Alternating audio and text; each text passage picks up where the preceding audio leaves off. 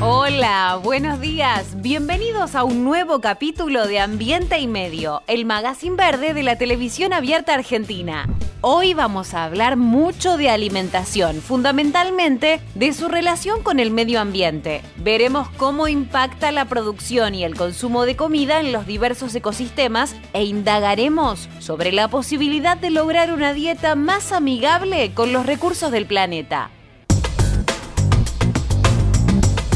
Pero antes, como cada domingo, vamos a ver el top 3 de Ambiente y Medio.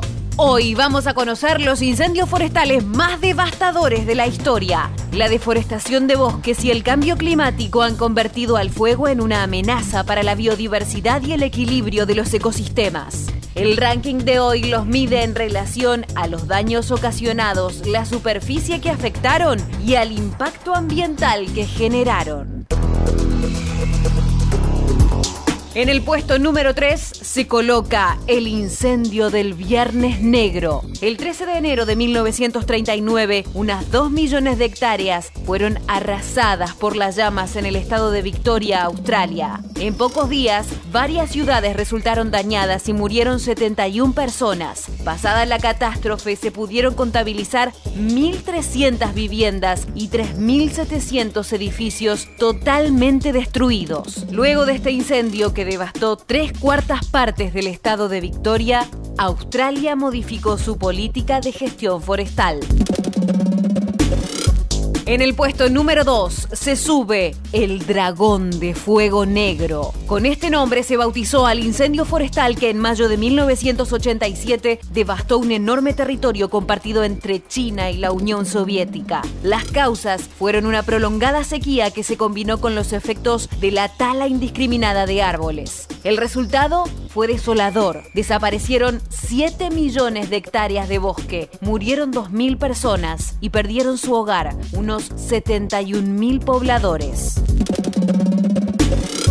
Y se sube al podio en el puesto número 1, los incendios de Indonesia de 1997. Este país es el mayor reservorio de bosques de turba del planeta. Eso lo convierte en uno de los ecosistemas que mayor cantidad de dióxido de carbono puede absorber. Pero en 1997 la actividad agrícola y el fenómeno del Niño se sumaron y dieron paso a un incendio que arrasó más de 8 millones de hectáreas y produjo una contaminación de aire que llegó a cubrir parte del territorio indonesio, pero también de países vecinos como Singapur y Malasia. Una vez controlado el fuego, el gobierno nacional acusó duramente a la actividad agrícola y forestal como causa principal del desastre. Este fue el top 3 de la semana. ¿Lo viste? En Ambiente y Medio. Periodismo aplicado a la ecología. Bienvenidos a Ambiente y Medio, el único programa de ecología de la televisión abierta argentina. Hoy vamos a hablar de alimentación, de la relación que existe entre la producción de alimentos y la crisis alimentaria. Las Naciones Unidas, en un informe de hace algunos años, viene considerando que tenemos que hacer una producción de alimentos sostenible para frenar la crisis alimentaria. Vamos a charlar vía Zoom con la doctora Patricia Aguirre. Ella es antropóloga de la Universidad de Buenos Aires. También es docente, investigadora del Instituto de Salud Colectiva de la Universidad Nacional de Lanús y escritora de varios libros que me parece que ya ha anticipado algunas de las cuestiones que vamos a charlar en este programa. Hola Patricia, ¿cómo estás? Un gusto que estés con nosotros. ¿Qué tal, Gabriela? Un gusto. Lo primero que me gustaría preguntarte es si estamos atravesando una crisis alimentaria. Sin ninguna duda, una crisis que se viene anunciando desde hace décadas. Una crisis que es, en principio, global y nacional. Una crisis que es paradojal, porque desde el año 1985, al menos estadísticamente, hay alimentos suficientes como para alimentar a todos y cada una de las personas que pisan este planeta. Es verdaderamente una paradoja que 820 millones de personas estén desnutridas y 1.500 millones estén sobrealimentadas. Y esta crisis alimentaria es en la producción, sin duda, por el modelo de producción que hegemónico, impulsado por la Organización Mundial del Comercio, impulsado por todos los países que corren atrás de las divisas, no de los alimentos, ¿no? De los alimentos como mercancías. Y este modelo extractivista es absolutamente cruel con el medio ambiente y con todas las especies que vivimos en él, porque es un modelo, primero, contaminante, que abusa del agua. Hoy los cereales toman más agua que los humanos. Y esta influencia del mercado sobre los alimentos, ¿tiene también entonces el mercado una influencia directa sobre lo que nosotros comemos? Pero por supuesto, porque cuando yo te hablaba de los desnutridos y de los sobrealimentados, son caras de la misma moneda, y esa moneda es la distribución inequitativa que hace nuestros alimentos, porque los alimentos no van donde se necesitan, van donde pueden pagarlos. Los alimentos son mercancías. A mí no me gusta, probablemente a vos no te guste, a mucha gente no le gusta, pero los alimentos se distribuyen en este planeta a través de mecanismos de mercado. Esa es la distribución dominante. Por supuesto que hay un segundo circuito de alimentos donados, y hay un tercer circuito que es la reciprocidad alimentaria, que alcanza los grupos primarios, la familia, los amigos. Ahí la distribución de alimentos es recíproca, ahí no entra el mercado.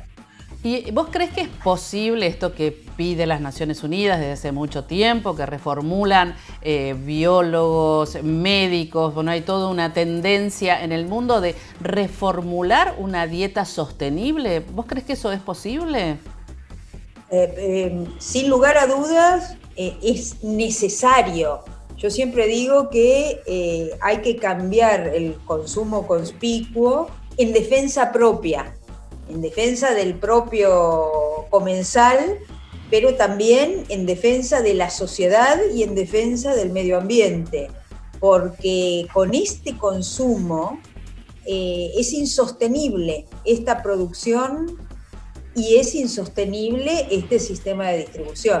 Entonces, yo estoy absolutamente convencida que dentro de ciertos límites se puede cambiar el mundo cambiando la alimentación. Me voy a poner del lado del quien nos está mirando, ¿no? Entonces, escucha todo lo que vos decís y te preguntaría, por ejemplo, ¿qué como entonces, Patricia, para mejorar, para lograr una dieta buena para la salud y buena para el planeta? ¿Qué voy a comprar y qué como? Por principio, tenemos un circuito que todavía es alternativo de alimentos agroecológicos, que va creciendo, pero empiece por comer eso, empiece por comer comida, no productos. Ahí está. Empiece por comer comida, le diría. Para comer comida va a tener que cocinar comida, y eso significa ir desde la materia prima hasta de la papa al puré, ¿no? La comida casera es una comida asegurada, porque es una comida controlada por el propio comensal. En cambio, la comida comprada, el delivery, también le puede traer un puré, solo que no sabemos con qué cantidad de sal se hizo, con qué calidad de productos se cocinó. Entonces, comida casera, comida que venga a través de un circuito de cadena corta, productos frescos. De cadena corta, ahí te paro, de cadena corta, ¿qué significaría?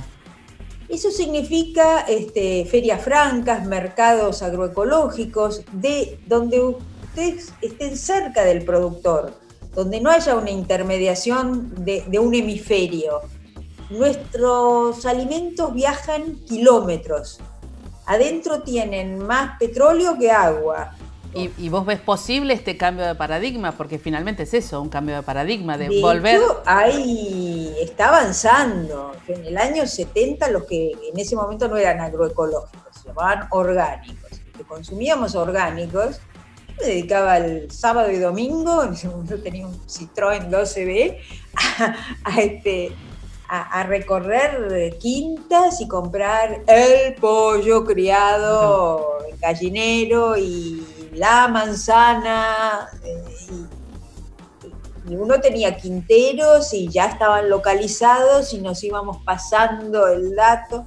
Hoy compro por internet y me traen el bolsón a mi casa. Eso creció mucho y va a crecer más en la medida en que más gente se dé cuenta que no sabemos lo que comemos, que la comida industrial se ha transformado en OCNIs, en objetos comestibles no identificados, como lo llama Claude Fischler, y que realmente son muy cómodos, porque verdaderamente los productos preprocesados para las amas de casa que trabajan como yo, para las mamás que estamos haciendo 2 millones de cosas, son muy cómodos, aportan rapidez, aportan seguridad biológica, porque están controlados por sistemas expertos, por bromatología, por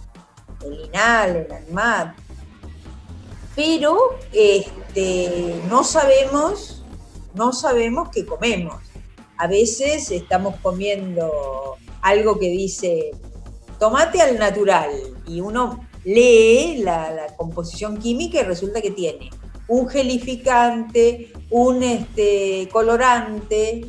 ¿Por qué iba a tener colorante el tomate al natural? Y bueno, porque si el tomate tiene su propio colorante maravilloso, el licopeno rojo. Bueno, pero si le ponemos un poco de colorante sintético, es más rojo y la gente piensa que está más maduro. Con lo cual es una cuestión de conciencia de cómo nos debemos alimentar. Simplemente es eso, de un cambio de idea quizás, no solo un cambio de paradigma. Un cambio de paradigma. Exactamente. Necesitamos bueno, Rolando García decía un cambio epistémico, de la manera de pensar. Nosotros todavía seguimos pensando en el medio como un enemigo, la naturaleza, el hombre contra la naturaleza. Tenemos que cambiar eso. Así es. Se ha hecho mucho en esta dirección. No estoy diciendo nada raro. Se ha hecho mucho en esta dirección, pero todavía tenemos que hacer mucho más. Y sobre todo, nuestra manera de comer es en realidad nuestra manera de comprar. Nosotros no comemos lo que queremos, comemos lo que nos quieren vender. Hoy la dieta urbana, industrial, occidental, está dominada por 250 grandes holdings empresarios que de nivel mundial, ellos son los que deciden el destino de la dieta industrial, porque tienen los medios, porque dominan el sistema de producción, dominan los bancos de inversión en ese sistema de producción. Otra cosa sería la dieta si los países europeos o los países del norte, digamos, subsidiaran la producción frutihortícola y no la producción cerealera y láctea. Muchísimas gracias por estar con nosotros acá en Ambiente y Medio. Gracias. ¿Cómo no? Chao, Gabriela. Muchas gracias, Patricia, por esta conversación y nosotros seguimos con más Ambiente y Medio.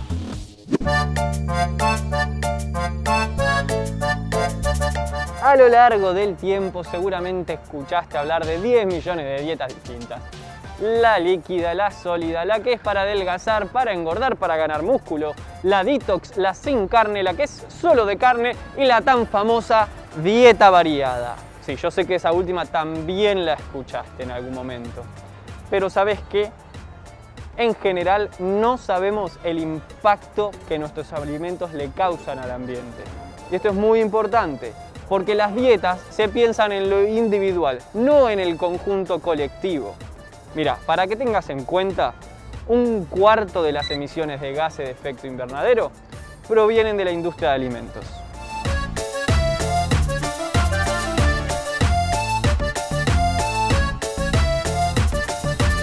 Por eso, un grupo de científicos de todo el mundo, después de jugar un par de partiditas de truco, se pusieron a pensar sobre este problema que es la alimentación. Y pensaron una dieta no solamente basado en lo individual, en lo saludable, en lo nutricional, sino también pensando en una producción sostenible de alimentos para una población que crece y crece y crece a nivel mundial. Si tenés dudas al respecto, no te preocupes, que en un ratito te voy a contar más. Y para que te quedes tranquilo, en esta dieta valen todo tipo de alimentos.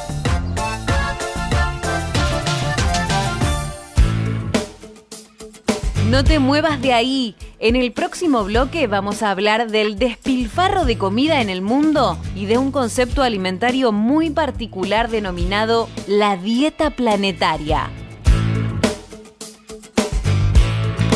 Quédate, ya volvemos con más Ambiente y Medio, el magazine verde de la televisión abierta argentina.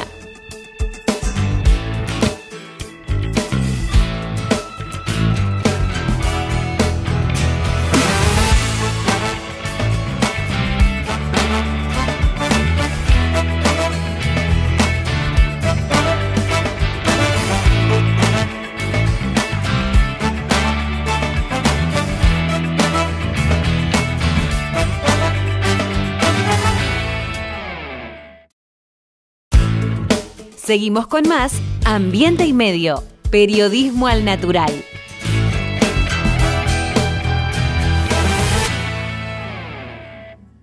El Plan Detectar está llegando a cada barrio de la ciudad. Estamos haciendo una búsqueda activa de nuevos casos para identificarlos y resguardarlos. Así, estamos anticipándonos y cortando la cadena de contagio. Cuidarte es cuidarnos. Buenos Aires Ciudad. BA Group, desarrollando tu capital filosófico.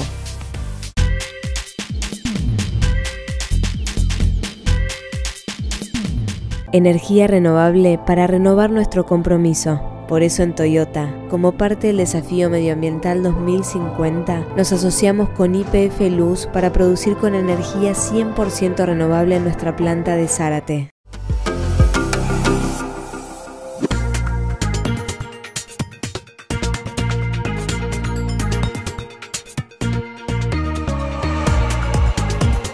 La relación entre cómo nos alimentamos y el medio ambiente está clarísima, ya sea por las cantidades industriales de agrotóxicos que se utilizan para los cultivos, por la enorme cantidad de terrenos que demandan esos cultivos, que en buena parte son consumidos por el ganado del que luego los alimentamos nosotros. Ni hablar de la contaminación que generan industrias como la salmonicultura o los feedlots, como vimos hace algunos programas, sumado a que repercuten gravemente en ecosistemas como humedales o la deforestación de montes, bosques o lo que fuere. Contaminación, un daño a la naturaleza y también mala alimentación, porque gran parte de esos alimentos, encima de todo, no son sanos. Pero como siempre vamos a tratar de darle alguna otra mirada y vamos a hablar de otro aspecto, el despilfarro de comida. Desde lo individual, desde nosotros, desde casa, y desde lo empresarial, industrial, productivo, desde todos los lados. Algo bastante difícil de asimilar en un mundo donde hay hambre, así que vamos a tratar de desenmascararlo y ver en qué podemos contribuir.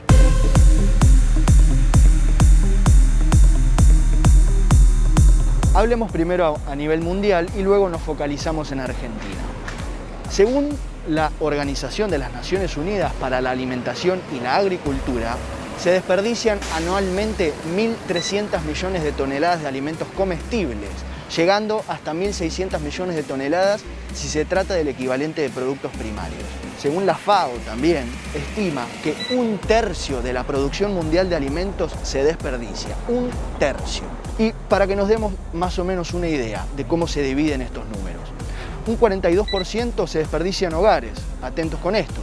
Un 39% se desperdicia en los procesos de fabricación, un 5% en la distribución y un 14% en los servicios de restaurante, catering y demás. Por supuesto, son números aproximados que también tienen que ver con el país, por supuesto, pero en definitiva es para que nos demos más o menos una idea.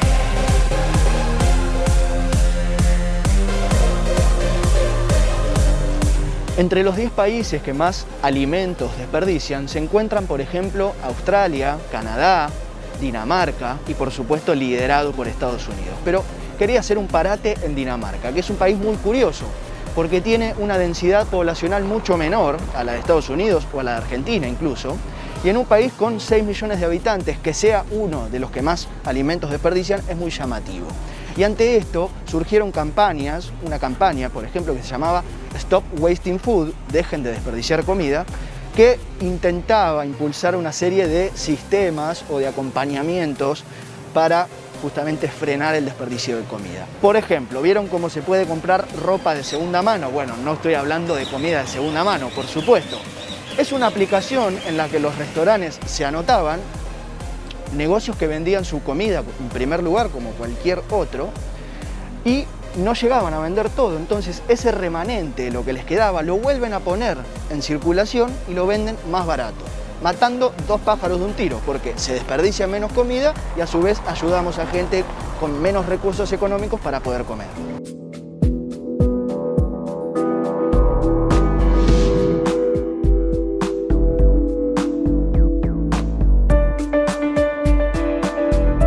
Y señoras y señores, bienvenidos de vuelta a la Argentina. Espero que hayan disfrutado el viaje por el mundo porque no tengo noticias muy esperanzadoras.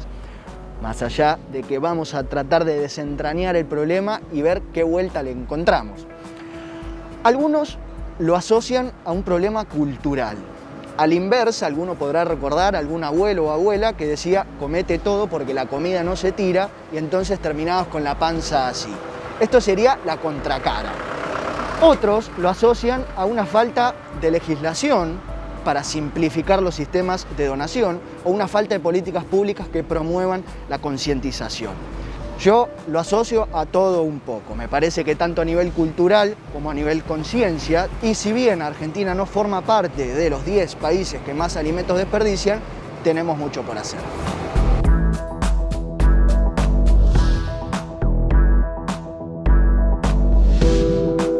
En nuestro país, según la FAO nuevamente, se desperdician alrededor de 16 millones de toneladas de alimentos por año, lo que significa más o menos 38 kilogramos por habitante por año, lo que a su vez también significa 1/3 de la producción total nacional.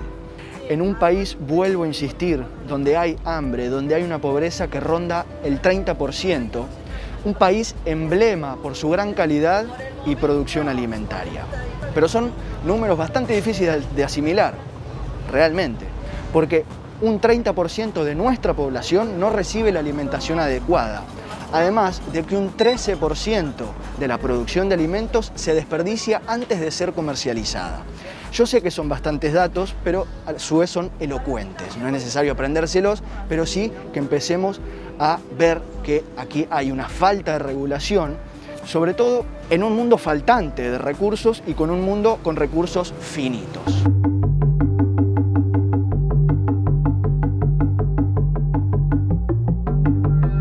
¿Vieron así como hay perros rescatistas? Bueno, también hay gente u organizaciones que se dedican a rescatar alimentos, esos alimentos despilfarrados.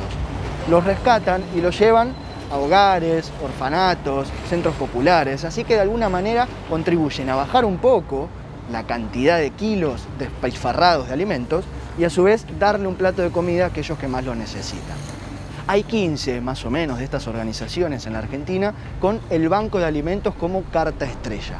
Una organización que entre 2003 y 2017 recolectó o recuperó, mejor dicho, 85.000 millones de kilogramos de alimento, lo que significó más o menos 250 millones de platos de comida para gente que lo necesita. De ahí, por supuesto, su importancia a lo que consideramos no la solución, sino una alternativa, porque la solución, como dijimos antes, son las políticas públicas, pero sin dudas esto suma.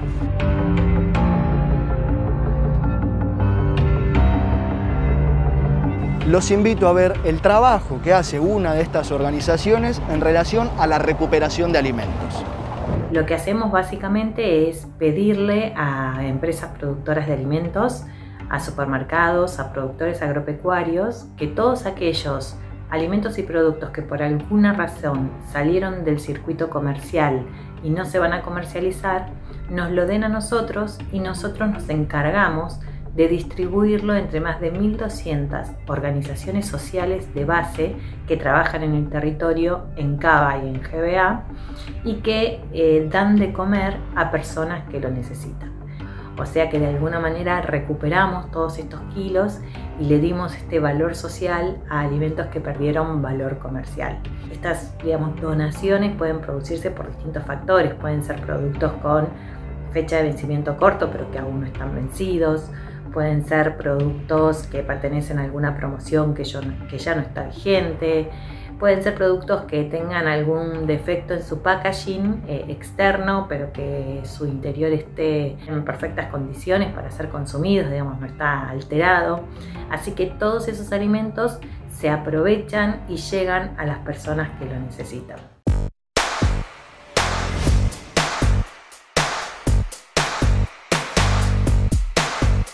¿Qué alimentos se tiran?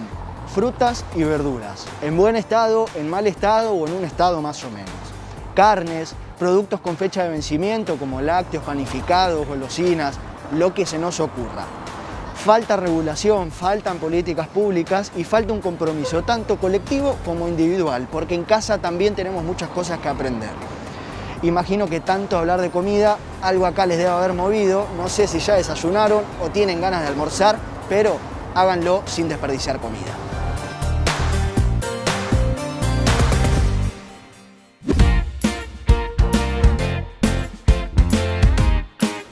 Ya les dije que más de un cuarto de las emisiones de gases de efecto invernadero provienen de la industria alimentaria y la mitad de estas emisiones son de productos derivados de animales.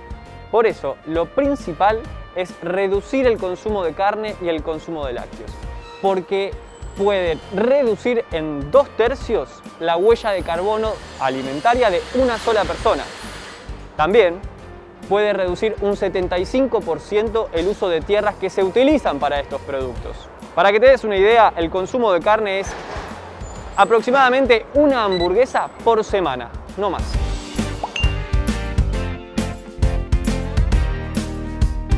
Bueno, como dije antes, se puede comer todo tipo de alimentos, así que si te preocupaba dejar de comer algo, tranquilo, no es necesario. Lo que importa es la frecuencia con la que comas los alimentos. Se basa esta dieta, que le llaman dieta de la salud planetaria, en reducir el consumo de algunos alimentos y también se dice que puede prevenir la muerte prematura de 10 millones de personas sin dañar el planeta. Obviamente, lo principal de esta dieta, que es básicamente la mitad de nuestra alimentación, se tiene que basar en el consumo de frutas y verduras. Después vienen los granos enteros, como el maíz, el trigo o el arroz.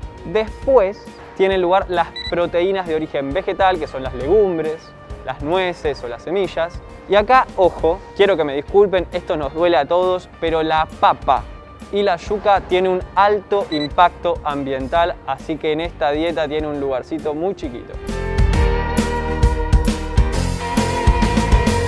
Seguramente ustedes dirán, pero si esta dieta se llama planetaria, la tendríamos que hacer en todo el mundo, ¿no? Y bueno, la verdad es que sí, esa es la idea. Y habría que cambiar el sistema alimentario en todo el mundo. Por ejemplo, en Europa y en América se debería bajar muy fuerte el consumo de carnes rojas. En el este del Asia se debería bajar el consumo de pescado. Y en África se debería bajar el consumo de vegetales almidonados, que eran la papa y la yuca.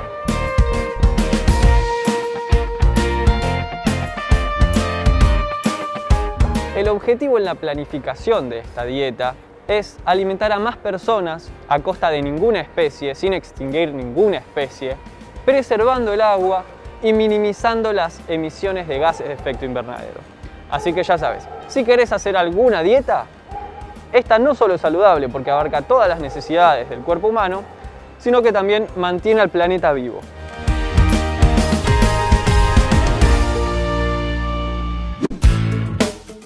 Quédate ahí. En el próximo bloque seguimos hablando de alimentación desde el Mercado Central de Buenos Aires y también vamos a conversar sobre lo que está pasando hoy en la Argentina con la producción de semillas.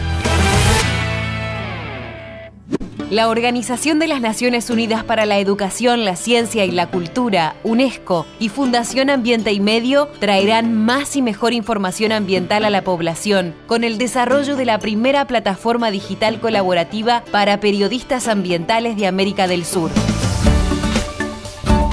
Esta gran apuesta aportará a la comunicación ambiental mediante la formación y capacitación periodística y busca fortalecer capacidades profesionales que permitan aumentar la calidad de la información y de los contenidos que se generan. En medio de la crisis climática que enfrenta el planeta, es indispensable combatir la manipulación y la desinformación a través del estímulo de un periodismo ambiental responsable, independiente y pluralista.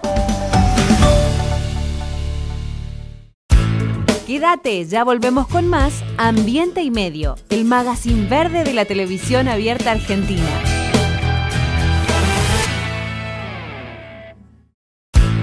Seguimos con más Ambiente y Medio, periodismo en perfecto estado de conservación.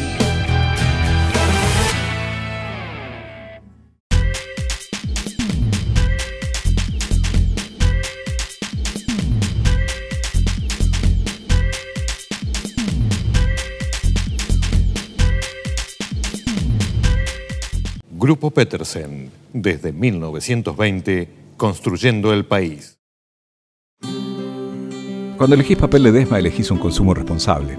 Porque nuestro papel se elabora a partir de la caña de azúcar, un cultivo renovable año a año. Elegí Ledesma, elegí cuidar el ambiente.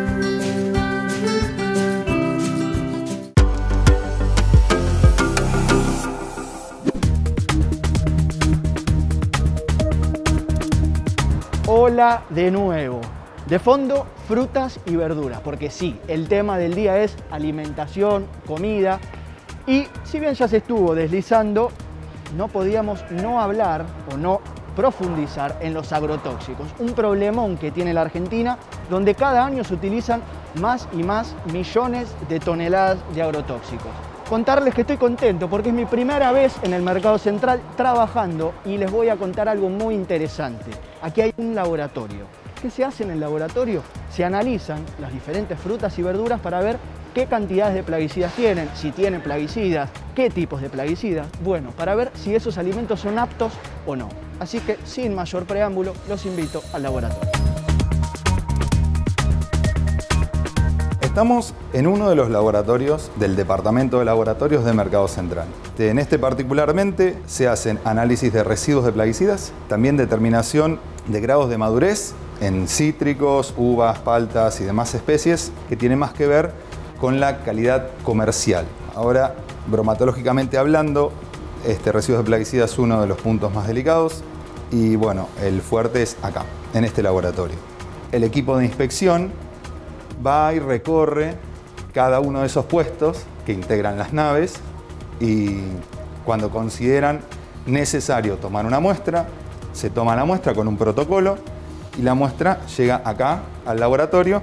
Por lo general, uno de los puntos principales es cuando aparece una especie antes del tiempo de su estación.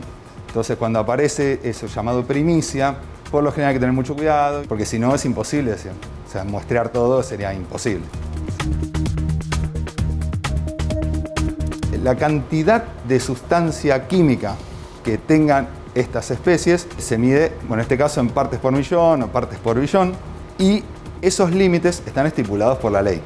Es decir, nosotros nos regimos por las resoluciones de SENASA, que continuamente, periódicamente, sale por boletín oficial una resolución que hay que respetar. En esa resolución están los límites máximos de residuos que se puede encontrar en cada especie. Para cada residuo, un límite en cada especie. Entonces nosotros hacemos los análisis.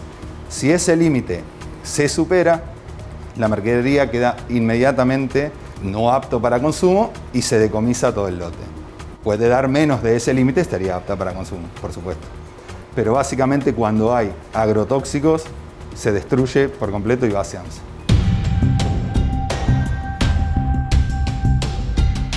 llega la fruta y la hortaliza en estas bolsas. En este caso acá hay 3 muestras. Por supuesto queda una contramuestra a disposición del dueño de la mercadería, también lacrada, también sellada y también con toda la documentación.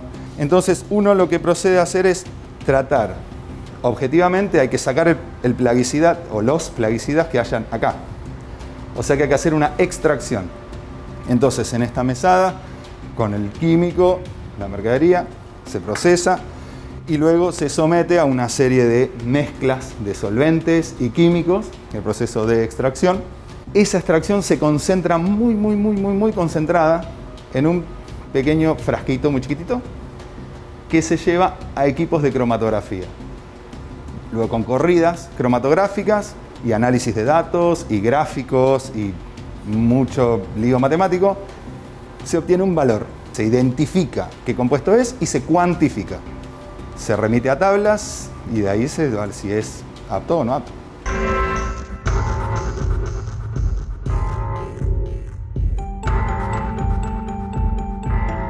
Uno agarra 10 tomates y le hace corte a los 10 tomates para revisar los 10 tomates. ¿Puede haber uno de esos 10 tomates que no tenga agrotóxicos? Sí, puede ser. Hay infinitos factores que definen eso. La cantidad de tomates que llegan acá, en estas bolsas, representan el lote que está allá. Y la forma de cuarteo de estos tomates y la metodología de extracción representaría a ese lote. Respetando la representatividad de la muestra y del proceso, aunque haya algunos que tengan y otros que no, se logra la estadística para que el valor aplique a todos. La relación entre lo que es la exposición de cáscara con pulpa y tanto arriba como abajo estarían cubiertas. Cortado de otra forma, los porcentajes de cáscara versus pulpa se pueden modificar y eso rotundamente cambia los resultados, ya que hay muchos productos químicos que actúan en superficie y si uno cortase más cáscara que pulpa de esa especie, vas a obtener un valor por exceso del valor real. Por eso hay que ajustar muchísimo la metodología de extracción. Por lo general se suelen encontrar varios tipos de plaguicidas. Si bien hay sorpresas, básicamente uno espera en cierto tipo de especies encontrar al menos el mismo grupo químico que tenga la misma función. Bueno, ya vimos más o menos cuáles son los primeros pasos, cómo llega la verdura acá, cómo se analiza, y este frasquito es el resultado, mejor dicho, lo que vamos a analizar para ver cuántos plaguicidas o no tiene un determinado producto, fruta o verdura.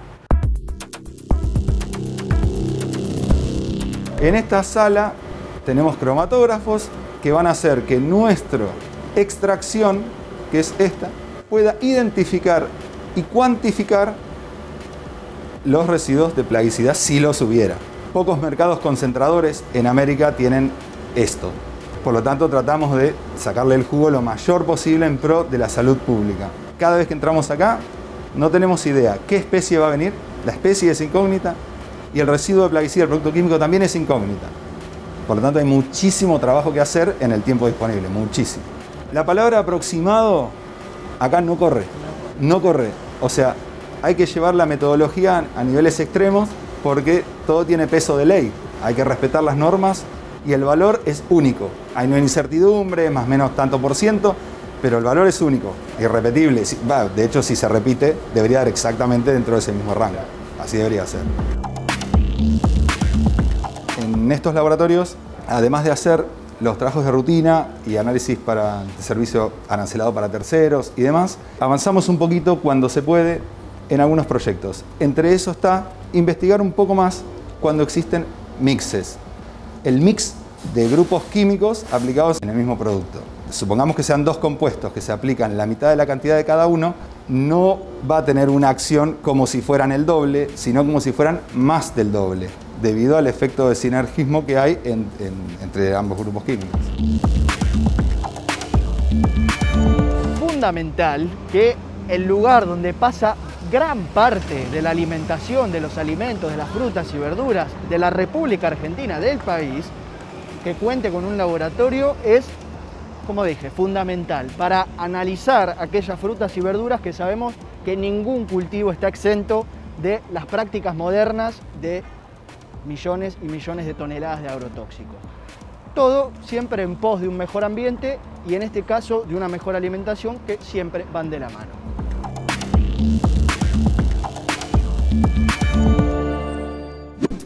En los bloques anteriores estuvimos hablando de alimentación, alimentación sostenible, producción de alimentos relacionados con el medio ambiente.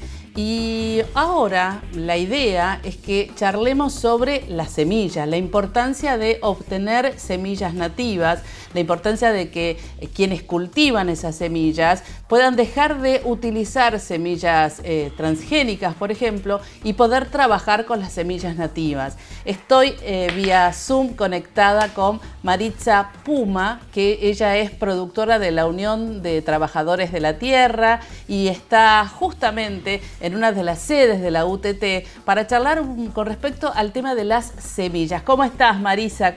Un gustazo que estés con nosotros. Igualmente, mucho gusto. Agradecida por la invitación y estoy bien aquí. Bueno. Marisa, ¿cómo es eso de obtener las propias semillas? ¿Podés contarnos el proceso? ¿Cómo hacen ustedes? Bien, en la UTT somos productores organizados que empezamos a ver la importancia de no depender de otros países o de empresas para poder comprar las semillas por el modelo que se ha impuesto, y ahí empezamos a fortalecer la producción propia de semillas mediante talleres, encuentros. Empezamos a juntarnos los productores y hacer intercambios de las semillas que ya veníamos resguardando durante mucho tiempo. Muchos la tienen de sus padres o de sus abuelos o también de sus orígenes. Por ejemplo, hay varios que vinieron de otros países y se vinieron con las semillas. Ahí trajeron variedades de zapallos, maíces, porotos y variedades de verduras que con lo poco que teníamos empezamos a intercambiarlo y a reproducirlo. Por tu forma de hablar me parece que no sos de Argentina. ¿De qué país sos? Sí, yo hace 11 años que vine con mi familia, somos de origen boliviano y cuando vinimos también nos trajimos semillas de zapallos, de maíces, porotos, también trajimos variedades de verduras y flores que las empezamos a producir en nuestra quinta de verduras y luego reproducimos esas semillas y las compartimos a los compañeros. En las semillas comerciales hay una parte que son, digamos, nacionales de producción aquí en Argentina y otras que vienen, por ejemplo, de Holanda, Estados Unidos, Japón, y muchas veces tienen semillas OP, que son de polinización abierta, y te venden sin tratar, o si no, tienes las otras que son híbridas y tienen algún tratamiento, o sea, las semillas vienen pintadas. Para poder comprar, digamos, una semilla que vos puedas reproducir, muchas veces tienes que ir a intercambios de semillas o casas de semillas también que muchas organizaciones o también vecinos organizados los forman en las ciudades o aquí en el campo, las organizaciones del campo. Tenemos en sí nuestros propios espacios donde podemos almacenar nuestras semillas y también poder compartirlas o hacer intercambios para que más productores obtengan semillas nativas y criollas que vienen resguardando hace mucho tiempo y puedan reproducirlas en su propio campo. Y se utilizan, por ejemplo, variedades híbridas para que tengan resistencia a esa floración. Y lo que nosotros empezamos a hacer cuando producimos de manera agroecológica es empezar a producir solo las variedades que son de estación, así también no sería necesario modificar una semilla o hacer cruzas para tener esta variedad en esa estación. Ahí atrás me parece que hay algunas semillas. ¿Me podés mostrar? Hay una bolsa verde y una bolsa negra. ¿Qué hay en la bolsa verde? ¿Me mostrás? Sí, nosotros por ejemplo tenemos aquí una variedad de acelga, que voy a empezar desde las primeras, una variedad de acelga que la producimos nosotros. Son variedades que son muy buenas, las fueron seleccionando los productores y esta por ejemplo es una variedad que es penca ancha y verde y es una hoja muy grande, es verde, y lo que hacemos en los talleres de agroecología es compartir también ese conocimiento de cómo hacer que una selga, por ejemplo, mantenga su genética con el tiempo. Vamos seleccionando, por ejemplo, en 5 surcos de 50 metros, sabemos que más o menos es la mínima cantidad de plantas que hay que tener para poder mantener su genética, y hacemos como sectores especialmente para semillas y sectores para la producción, y a eso lo tenemos como intercalado también por las distintas especies que tenemos en la quinta, y ese conocimiento en sí lo vamos compartiendo en los talleres. Muy bien, la van compartiendo. ¿Y qué otras semillas tenés ahí atrás? ¿Me podés mostrar en la bolsa verde, la bolsa negra? ¿Qué hay? Sí, por ejemplo, en esta bolsa blanca está una chaucha, verde de metro, que le decimos que es muy fácil de cosechar la semilla. Las tenemos en las quintas agroecológicas también, más que todo porque empezamos desde el suelo. Tenemos que tener una buena preparación del suelo, que recuperar su fertilidad natural y mantenerla con el tiempo, si anteriormente los productores trabajaban con agroquímicos. Y estas semillas las cosechamos en los campos donde producimos, y ahí tenemos, por ejemplo, chaucha verde de metro, o aquí también, por ejemplo, rabanitos, que son también de producción más que todo en el campo. Las también comercializamos así en bolsitas de 5 o 10 gramos por los almacenes de ramos generales de la UTT, que ahí ahí se pueden conseguir, digamos, sí. Si uno quisiese estas semillas nativas, uno tiene que ir a alguno de los locales de la UTT y uno puede adquirir esas semillas, ¿así de fácil es? Sí, puede adquirir estas semillas así en bolsitas pequeñas de 5 o 10 gramos, que los vendemos en los almacenes de ramos generales de la UTT, o sino también a través de los nodos de distribución, o también en el mercado mayorista que está en Avellaneda. Y Marisa, ¿cómo hacen para proteger a la plantación de insectos en forma natural? ¿Ustedes también trabajan con algún tipo de insumos naturales? Empezamos por el suelo. Si pensamos en las plagas, empezamos por el suelo, luego que esté funcionando bien. Luego, si tenemos algún problema, por ejemplo, con arañuela, pulgones, gusanos, con algún insecto o algún hongo, también hacemos nuestros propios insumos.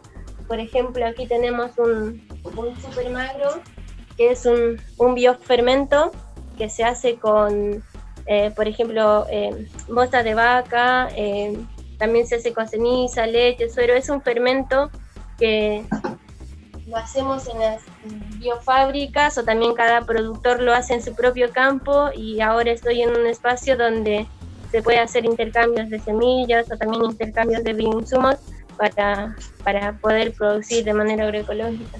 La verdad que nos has dado una clase de cómo adquirir, de cómo hacer primero las semillas nativas, de cómo cuidar ese suelo, cómo cuidar las semillas, y también de cómo plantar, ¿no? De cómo sembrar y cosechar. Marisa, un gran saludo desde acá y muchas gracias por tu explicación, y seguramente en algún momento nos acercaremos a donde vos estás con las cámaras para ver más detalles de semillas, de bioinsumos y de agroecología. Muchas gracias, Marisa, por esta charla. Muchísimas gracias, igualmente a ustedes. Y nosotros seguimos con más Ambiente y Medio.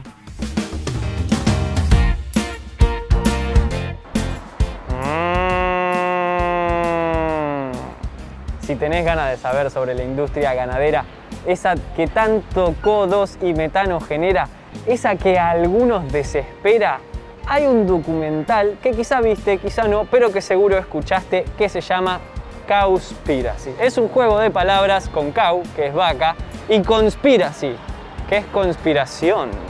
Son varias entrevistas a personas relacionadas de algún modo u otro con la industria alimentaria y asociaciones ecologistas. Trabajan como el consumo de carne, que es uno de los mayores causantes de problemas ambientales, como la contaminación de acuíferos, la pérdida de suelo fértil y la emisión de gases de efecto invernadero, no es tratado de la forma que corresponde, en especial por las ONG. Es una manera muy gráfica y sencilla de explicar todos los problemas ambientales relacionados con esta industria en los Estados Unidos. También, este documental nos da muchas razones por las cuales deberíamos evitar el consumo de productos de origen animal. Y también nos prueba que una transición a una alimentación basada en vegetales permitirá el crecimiento de una población sostenible y va a reducir dramáticamente el impacto ambiental. Así que antes de irte, seguinos en las redes sociales, @Fundación Ambiente y Medio. Podés volver a ver el programa entero en YouTube o en la web ambienteymedio.tv. Nos vemos la próxima.